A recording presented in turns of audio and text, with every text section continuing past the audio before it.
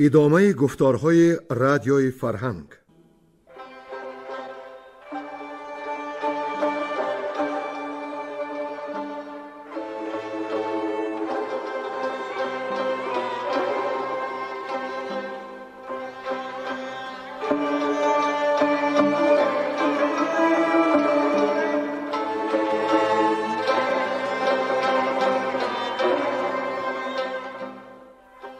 بسا رنج بردم در این سال سی، عجم زنده کردم بدین پارسی.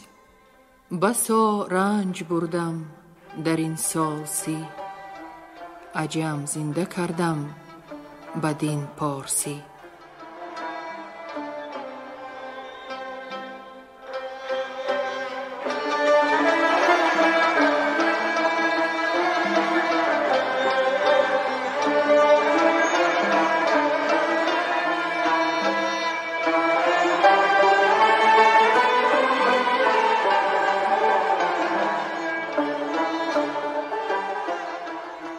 محفل ادبی به افتخار جشن هزاره شاهنامه بیزوال ابوالقاسم فردوسی. صدر محفل لایق شیرالی.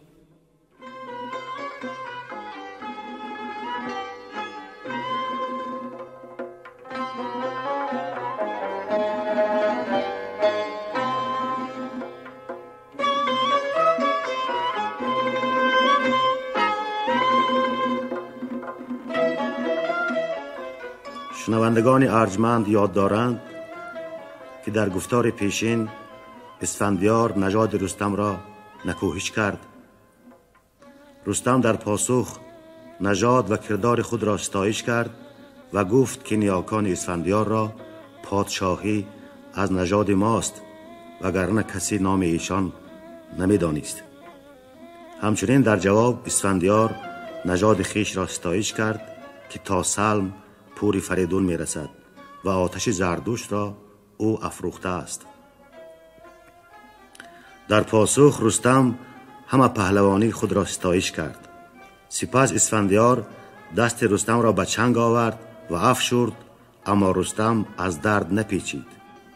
بعد از آن رستم دست اسفندیار را اندرون چنگ گرفت و چنان بیفشرد که ناخنش پر از خون شد.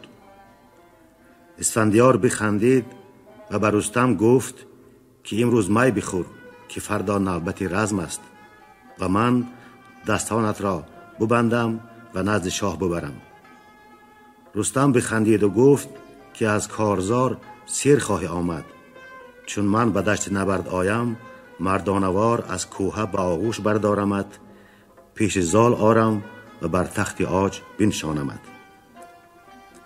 سپس رستم با اسفندیار می خورد و به اسفندیار گفت که بر بد مکوشد، اما اسفندیار می گفت که فردا نبرد خواهد کرد.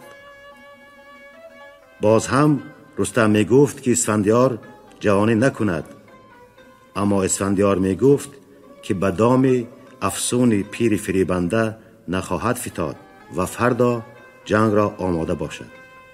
همکنون دنباله داستان را بشنوید. گویندگان ساربان، نظام قاسم، خانم سرور و کمینه.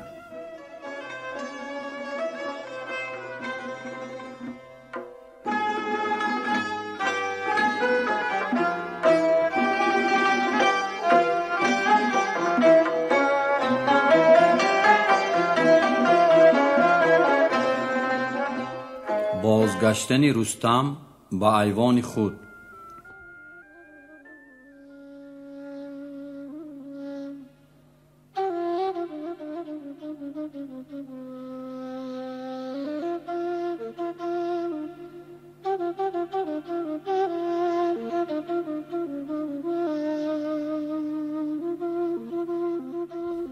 چو رستم بیامد ز پرده سرای، زمانی همه بود بر در بپای. به کرپاس گفت ای سرای امید، خنک روز کندر تو بود جمشید. همایون بودی گاه کاووسی کی، همان روزی کی خسروی نیک پی. دری فرهی بر تو اکنون ببست، که بر تخت تو ناسزای نشست. شنید این سخنها یل اسفندیار، پیاده بیامد بری نامدار. بر رستم چنین گفت کی پاک رای، چرا تیز گشتی به پرده سرای. سزد گر به این بوم زابلستان، نهد دانشی نام غلغلستان. که مهمان چو سیر راید از میزبان، بزشتی برد نام او بر زبان. سراپرده را گفت بود روزگار، که جمشید را داشتی در کنار. که او راه یزدان کیهان بهشت، نه خوش روز بودش نه خرم بهشت. همان روز کز بهر کاووس شاه، بودی پرده و سایبانی سپاه. که او راز یزدان همه باز جست، همه خواست دید اختران را درست. زمین زو سراسر پرآشوب گشت، پر از غارت و خنجر و چوب گشت. کنون مایداری تو گشتاس پست، و پیشی ویندر چو جاماس پست. نشسته به یک دست چون زردهشت، که بازند و اوست آمده از بهشت. و دیگر بشوتن گوی نیک مرد، نجوید بگیتی همان گرم و سرد. و پیش اندرون فرخ اسفندیار، کزو شاد شد گردش روزگار. دل نیک مردان بدو زنده شد، بعد از بیم شمشیر او بنده شد. بیامد بدر پهلوانی سوار، پس اندر همه دیدش اسفندیار. چو برگشت از او با بشوتن بگفت، که گردی و مردی نشاید نهفت. ندیدم بر این گونه اسپ و سوار، ندانم که چون خیزد این کارزار. یکی جنده پیل است بر کوه گنگ، اگر با سلیح اندر آید به جنگ. ز بالا همه بگذرد فر و زیب، بترسم که فردا ببیند نشیب. همه سوزد از فر و چهرش دلم، ز فرمان دادار دل نگسلم. چو فردا بیاید به آوردگاه، برو برکنم روز روشن سیاه. بشوتن بدو گفت بشنو سخن، همه گویمد ای برادر مکن. تو را گفتم از پیش گویم همه، نه از راستی دل بشویم همه. میازار کس را که آزاد مرد، سر اندر نیارد به آزار و درد. بخسب امشب و بامداد پگاه، برو تا به ایوان او به سپاه. به ایوان او روز فرخ کنیم، سخن هرچی پرسدش پاسخ کنیم. همه کار نیکوست زو در جهان، میانی کهان و میانی مهان. همه سر نپیچد ز فرمان تو، دلش راست بینم به پیمان تو. تو چندین چی کوشی بکین و بخشم، بشوی از دلت کین و از خشم چشم. یکی پاسخ آوردش اسفندیار، که بر گوشه گلستان روست خار. بدو گفت که از مردمی پاک دین، همانا نزیبد که گوید چنین. گریدون که دستور ایران توی دل و چشم و گوشی دلیران توی همه خوب دانی چونین راه را خرد را و آزردن شاه را همه رنج و تیمار من باد گشت همان دین زردوشت بیداد گشت که گوید که هر کو ز فرمان شاه بپیچد به دوزخ برد پایگاه مرا چند گویی گناهگار شو ز فرمان گشتاسپ بیزار شو تو گویی و من خود چونین کی کنم که آره به گفتار تو پی کنم گریدون که ترسی همه از تنم من امروز ترسی تو را بشکنم کسی به زمانه بگیتی نمرد بمرد آن که نامی بزرگی نبرد تو فردا ببینی که بر دشت جنگ چی کار آورم پیش جنگی نهنگ بشوتن بدو گفت که نامدار چونین چند گویی تو از کارزار که تا تو رسیدی به گرز و کمان نبود بر تو ابلیسی بدگمان به دل دیو را راه دادی کنون همه نشنوی پند این رهنمون دلت تیره بینم سرت پرستیز کنون جامه بر تن کنم ریز ریز چگونه کنم من که ترس از دلم بدین سان به یک بارگی بگسلم دو جنگی دو مرد و دو شیری دلیر چی دانم که پشتی کی آید بزیر ورا نامور هیچ پاسخ نداد دلش گشت پر درد و سر پر زباد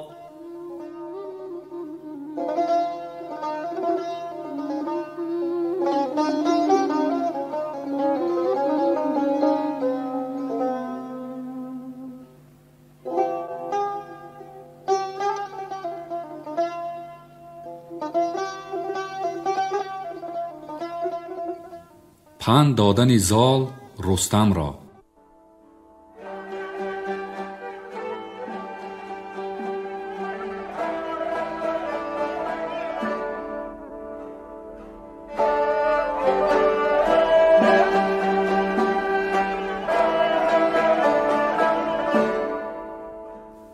چو رستم بیامد به ایوان خویش ندید او جز از رزم درمان خویش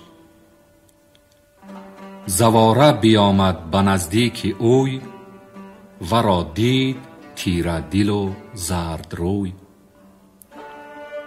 بدو گفت رو تیغ هندی بیار همان جوشن و مغفر کارزار کمان آر و برگستوان آر و تیر کمند آر و گرزی گران ای دلیر زواره بفرمود تا هرچه گفت بیاورد گنجور او از نهفت چو رستم سلیح نبردی بدید سر افشاند و باد از جگر برکشید چنین گفت ای جوشنی کارزار برآسودی از جنگ یک روزگار کنون کار پیش آمدت سخت باش به هر کار پیراهنی بخت باش چنین رزمگاه که غران دو شیر به جنگ اندر آیند هر دو دلیر کنون تا چی پیش آرد اسفندیار چی بازی کند در دم کارزار چو بشنید دستان ز رستم سخن پراندیشه شد مغز مردی کهن بدو گفت ای نامور پهلوان چی گفتی کز این تیره گشتم روان تو تا برنشستی بزینی نبرد، نبودی مگر یک دل و پاک مرد. به فرمان شاهان سرافراخته، همیشه دل از رنج پرداخته. بترسم که روزت سر آید همه، که اختر به خواب اندر آید همه. مر این تخم دستان زبون برکند، زن و کودکانمان به خاک افکند. به دستی جوان چو اسفندیار، اگر تو شوی کشته در کارزار. نماند به زابلستان آب و خاک، بلندی بر این بوم گردد مغاک. وریدم که او را رسد زین گزند، نماند تو را نیز نامی بلند. همه هر کسی داستانها زند، برآورده نامی تو را بشکند. که او شهریاری جوان را بکشت، بدان کو سخن گفت با وی درشت. همه باش در پیش او در بپای، وگرنه هم اکنون بپرداز جای. به پیغوله شو زی پیشش نهان، که کس نشنود نامت اندر جهان. کزین بد تو را تیره گردد روان، بپرهیز از این شهریار جوان. به گنج و برنج این سخن باز خر، مبر پیش دیبای چینی تبر.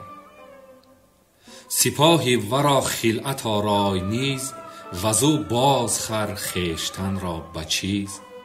چو برگردد او از لب هیرمند، تو پای اندر آور برخشی بلند.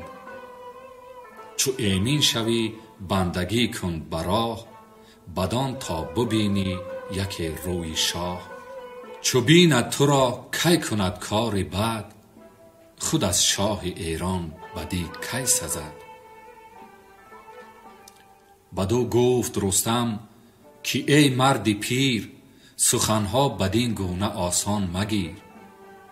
به مردی مرا سال بسیار گشت، بد و نیک چندی به سر برگذشت. رسیدم به دیوان مازندران، به رزم سواران هاماوران. همان رزم کاموس و خاقان چین، که لرزان شدی زیر اسپش زمین. کنون گر گریزم ز اسفندیار، تو در سیستان کاخ و گلبن مدار. به نیروی یزدان پروردگار، چی ترسم ز گشتاسپ و اسفندیار. من ارچی شدم پیر روزی نبرد، سری چرخ و ماه اندر آرم بگرد. چو من ببر پوشم به روزی نبرد، چی صد ژنده پیل و چی یک دشت مرد. ز خواهش که گفتی بسی راندم، بدو دفتری کهتری خواندم. همه خار گیرد سخنهای من، بپیچد سر از دانش و رای من. گر او سر ز کیوان فرود آردی، روانش بری من درود آردی. از او نیستی گنج و گوهر دریغ، همان گرز و کوپال و خفتان و تیغ. سخن چند گفتم و چیزی نبست، ز گفتار باد است ما را به دست. گریدم که فردا کند کارزار، دل از جان او هیچ خسته مدار. که من تیغی تیزم نگیرم به دست، سری نامدارش بگیرم به شست. نپیچم به آورد با او اینان، نه کوپال بیند نه زخمی سینان.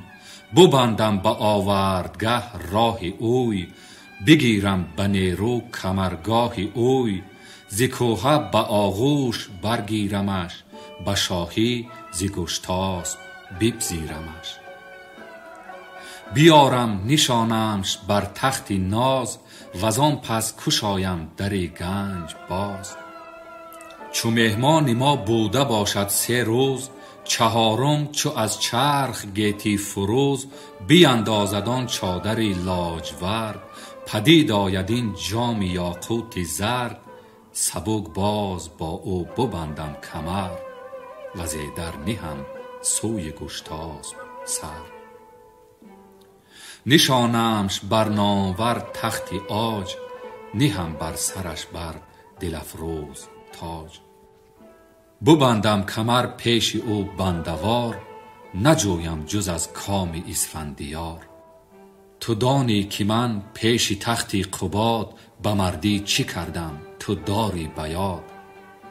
تو فرمای اکنون که پنهان شوم، و یا بند او را به فرمان شوم. بخندید از گفت او زال زر، زمان بجنباند از اندیشه سر. بدو گفت زال ای پسر این سخن، که گفتی سرش نیست پیدا زبون. که دیوانگان این سخن بشنوند، بدین خام گفتار تو بگروند. قبادی به کوه نشسته دژم، نه تخت و کلاه و نه گنج و درم. تو با شاه ایران برابر مکن، سپهدار و بارای و گنج کهن. چو اسفندیار که فغفور چین، نویسد همه نام او بر نگین. تو گویی که از کوه بردارمش، ببر سوی ایوان زال آرمش. نگوید چنین مردمی سال خورد، بگیردی دری اختری بد مگرد. بگفتم تو را آن که بود رای من، تو دانی کنون ای مهی انجمن. بگفتین و بنهاد سر بر زمین، همه خواند بر کردگار آفرین. همه گفت ای داور کردگار، بگردان تو از ما بدی روزگار.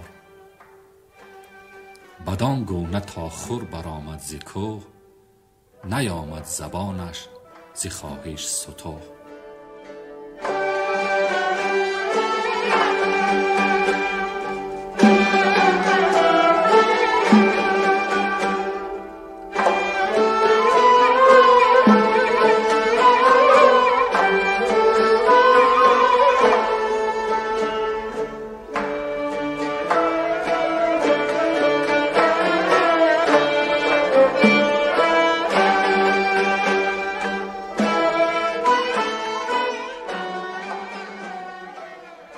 جنگ رستم با اسفندیار.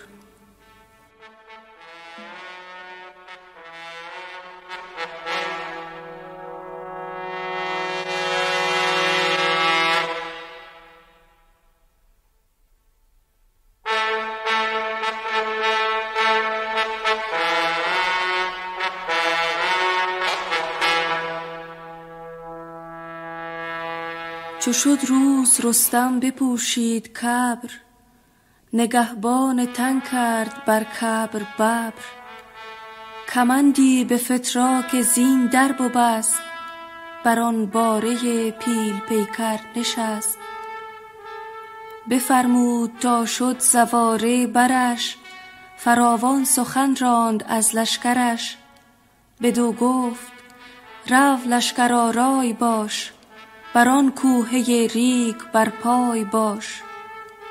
زواره بیامد سپه گرد کرد، به میدان که آرد به دشت نبرد. تهمتن همی رفت نیزه به دست، چو بیرون شد از جایگاه نشست.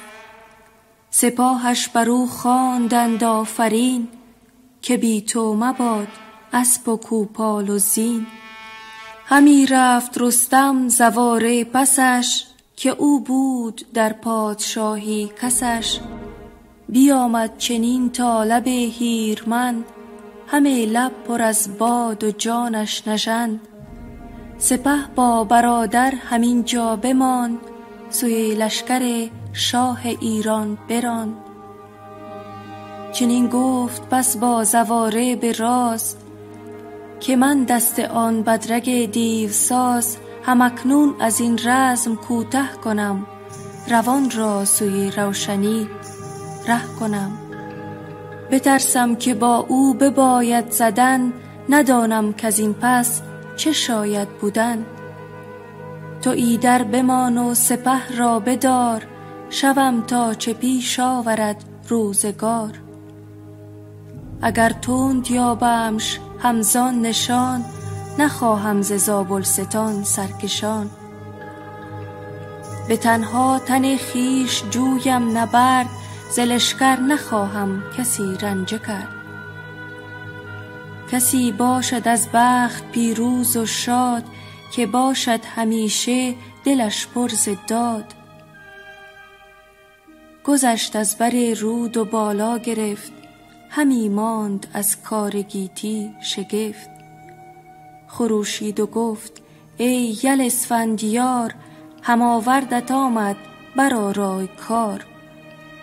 چو بشنید اسفندیار این سخن، از آن شیر پرخاش جوی کهن بخندید و گفت اینک آراستم، بدانگه که از خواب برخاستم.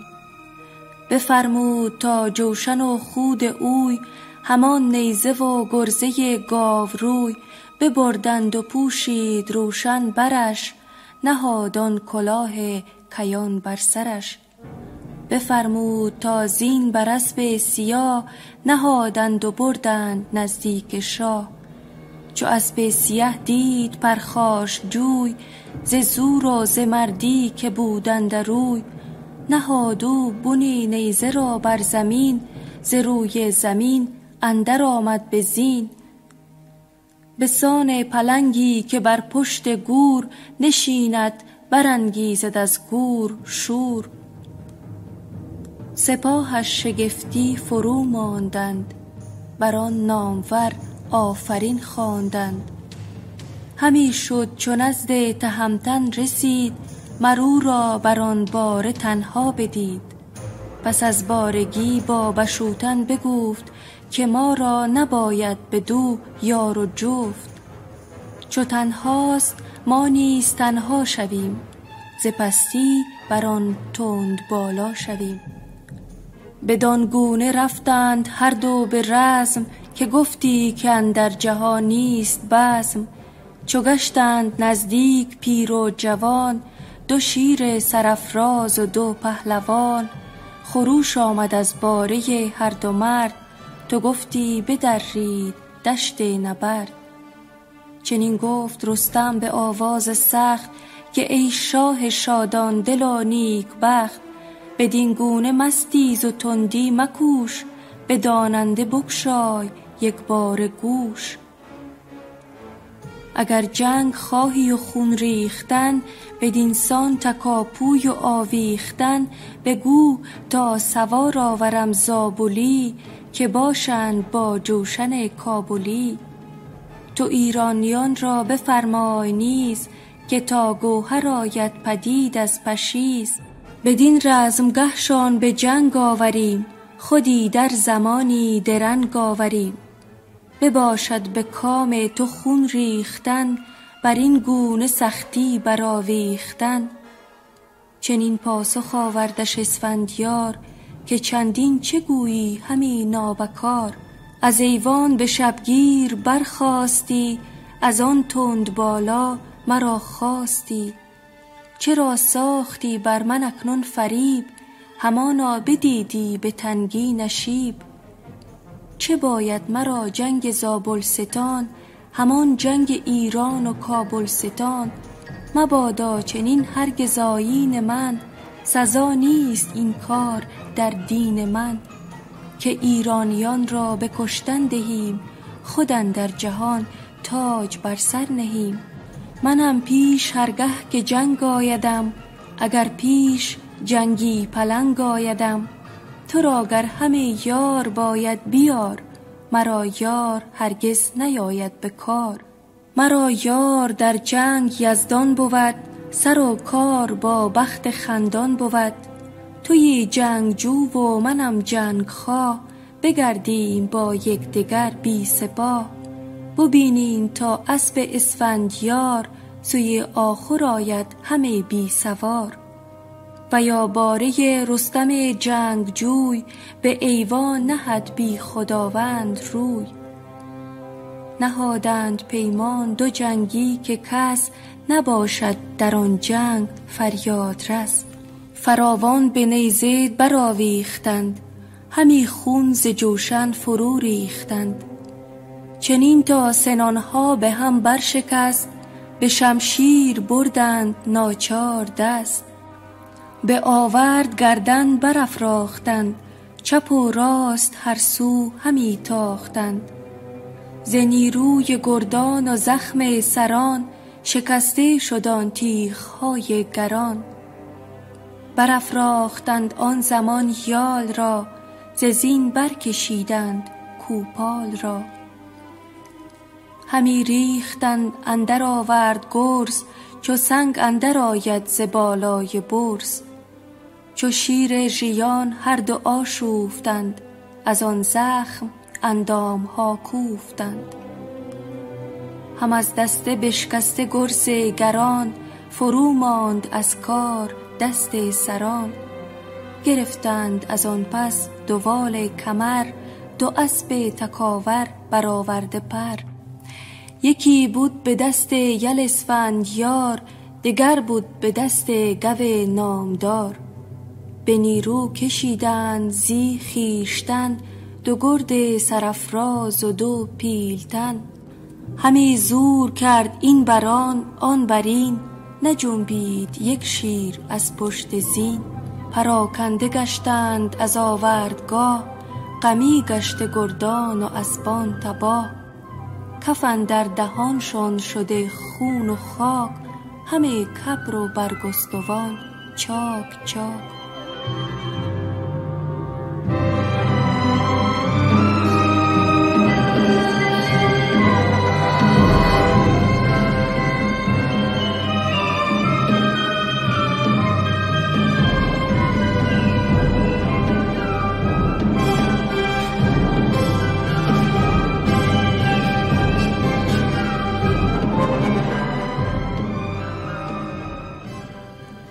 کشته شدن پسران اسفندیار از دست زواره و فرامرز.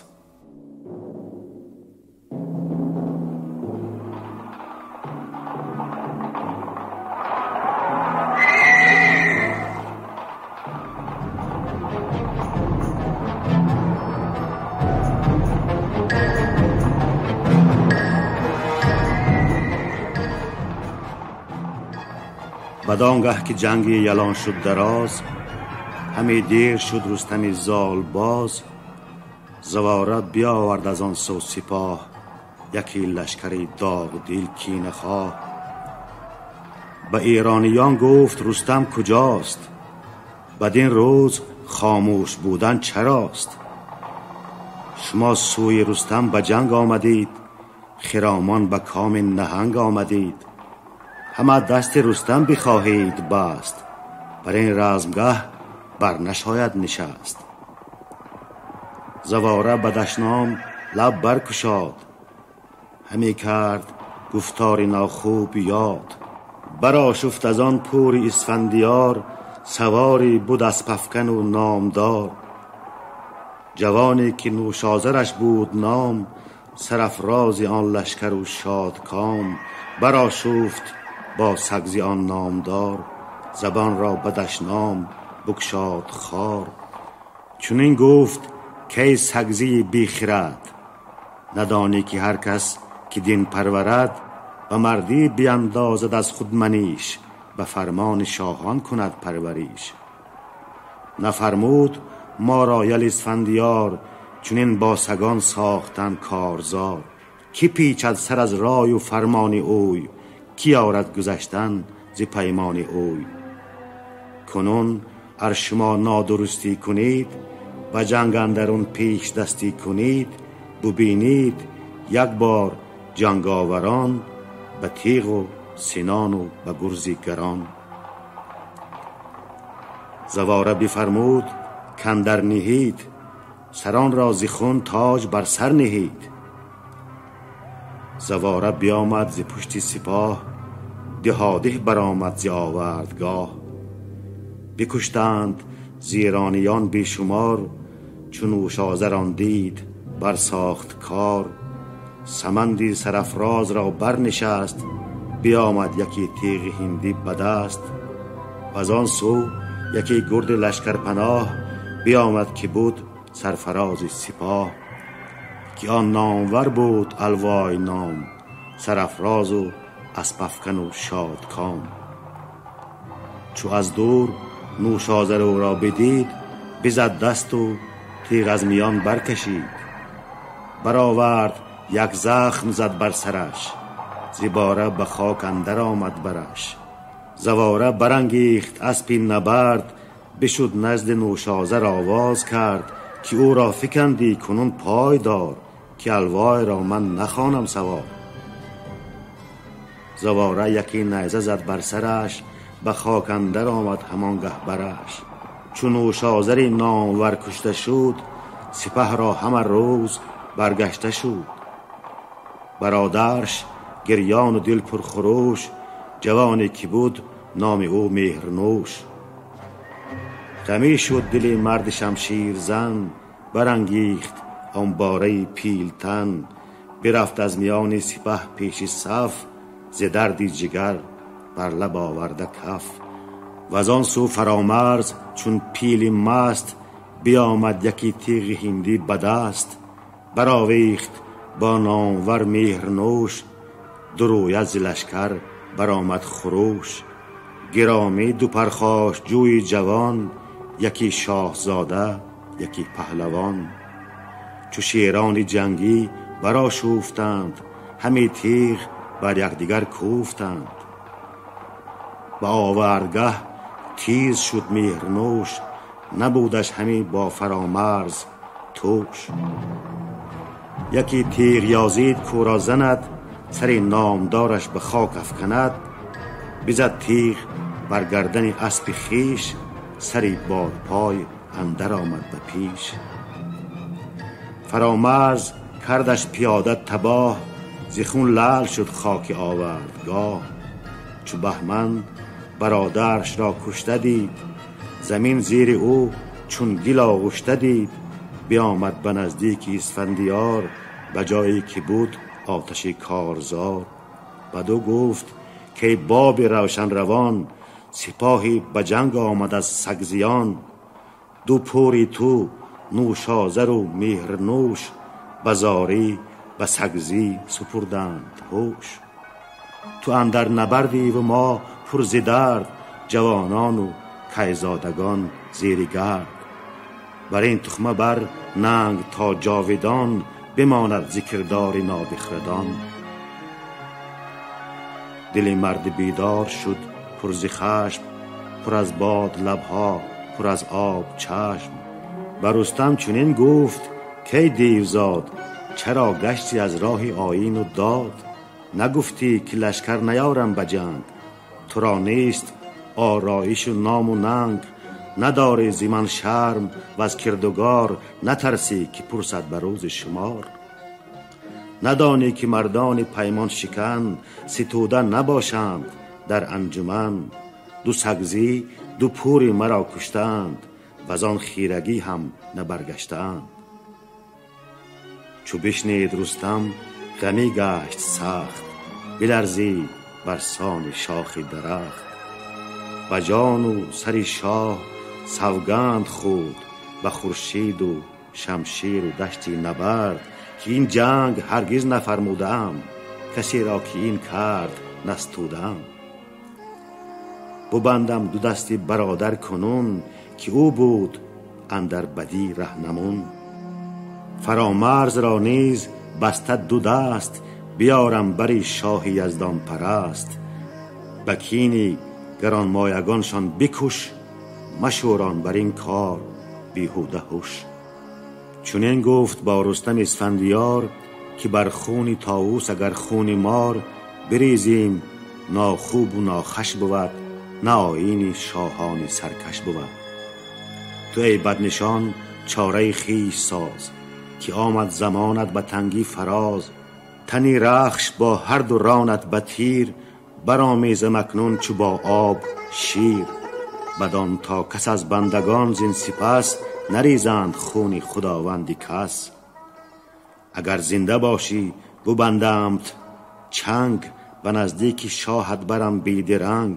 وگر کشته آیی ز پیکان تیر، به خون دو پوری گرانمایه گیر.